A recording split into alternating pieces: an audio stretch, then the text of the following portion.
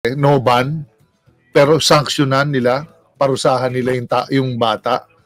Ay, hindi na bata ito, pare. 37 na pala. 37 Alam niya na baka naman to, pare, grabe din ang inabot na nung mga bata-bata ito sa PBA. Marami din humataw dito. Bumabawi lang siguro o baka.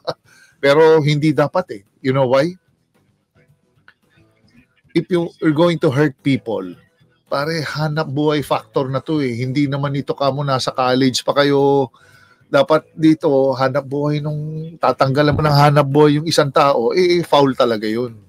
Pamilyado lahat karamihan ng players. So dapat you play within the bounds parameters ng liga. May rules dyan. Dapat doon ka lang. Huwag kang doon. Kasi number one, sa pangalawa, maraming bata ang nanonood. Oo, pare, pwede pala yung nakita mo, lalo na ngayon, pare, laganap na sa FB, pare, di ba?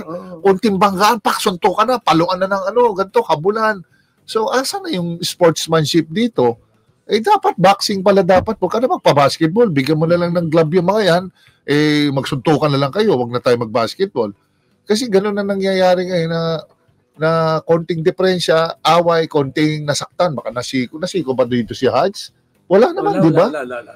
Pag-dribble siya nasundutan eh. So patapos na, tambak na. Sana kung yung frustration foul? Oo, sana kung physical mo at nasa grabe nang ini-score ng bata, walang purpose eh.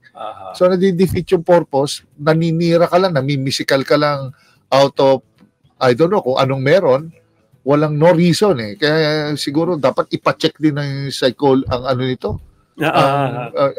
Ang utak nito, ba't ka ganun na tumitira ka ng hindi naman kailangan. And it is causing distraction sa team niya, pare. Kasi malakas din ang team niya. Oo, malakas din. Hindi naman ito bottom dweller na nasa ilalim eh. Meron nga pare, minsan nakasagutan niya o nag-atras. Si Coach Yengyo.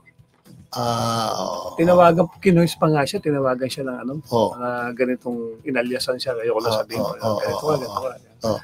Paano mo mapapagalit ng gusto si Coach Yengyo para, di ba, para pumatol sa ganyan. Tsaka to pare, bago si Kitty Menes, binagyan niya, black eye. Ay, si Kitty Menes. Diba, sinalubong niya na Siko. Ibang welcome to the PBA na may ginawa mo. Welcome yung ganun. Pare, traumatic. Traumatic yun, tama. Pero I can understand, he's a bruiser, he's intimidator, he wants to establish his presence, ganun. Pero do it in a better way. Kasi kailangan ka ng team mo eh.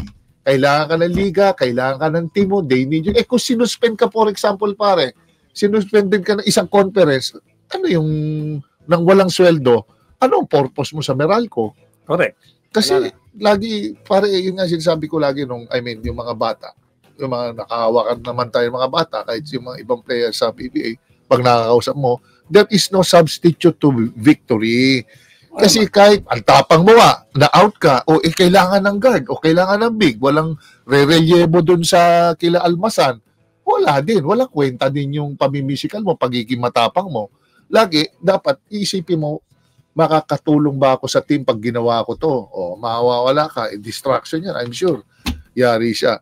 At lastly, pare, bakit ko sinasabi na dapat mapangmatsyag din yung mga coaches and yung mga commissioner dyan? Dahil, pare, nangyari kay Eugene Tejada. Naalala mo yun, diba, nataganan lang ni Pinisi, pare, na goodbye basketball yun. Nadali yung spinal niya, halos patak, Ang sabi pa nga ito nga isang katalakan sa atin, si June Stalde, shoutout sa iyo. June. Ang standard daw niya sa pananakit, si Mick Pinisi. Bakit parang sa tingin mo sa pagtingin sa isang angulo, talagang tinignan mo na bago pinagsakan. Pero who would think, pare, na madadali yung liig ng tao? Diba? Liig yun.